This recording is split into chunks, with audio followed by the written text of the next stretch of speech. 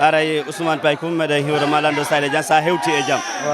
mi hewti e jaam alhamdoulillahi. donc événement on feƴƴi e hoore jaam donc honno wawata expliquande événement o e jama on ɗo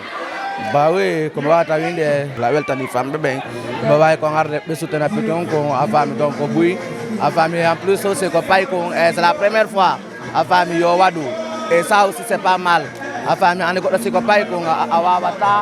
a wawata heɓude fof nde wotere e andi sotti ka fuɗɗorde ma donc piiji ɗin fof ko seeɗa donc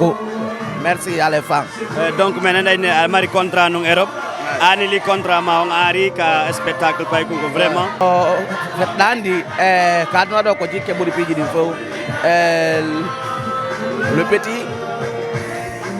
no gasa fof gino komo waɗano concert on guine o yuno ka o yeeya guine o yu soutenilak a faami ɓawi ɓawotere Big Diallo anila min ok min c'est pas grave afa halla mari programme ji ɓuyi a faami lan ɗon wadde club ji la marno tourné ji donc ko ɗum mi acciti mi tawi ko matam ala kam soutena péton ko après simi continue tourné ji andi voilà vraiment a weltanama par ce que ay jeunesse on kay ko alanta jeunesse on Paye ko hedditi koye tulɓe ɓawa ɓen ko nun confiance e on nun hokkataɓe fino ɓe waɗa réussir e mum bon komi mari komi yewta hande Paye ko yimmude e koyeɓe wakkilo koyeɓe heeɓo kadi needi koyeɓe heeɓo needi ɓe wakkilo yoɓe teddin kadi kala moɓe yi saɗa hande karnaɗo ko teddugal won tagaɗo heɓanta hoore mum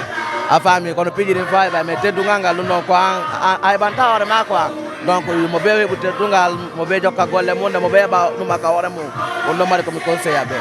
a deuxième question striker nade kay Dakar ko ɗum kay wata wiide population o daaroɓe e soutenaɓe striker ɓen bon komi wawi wiide bon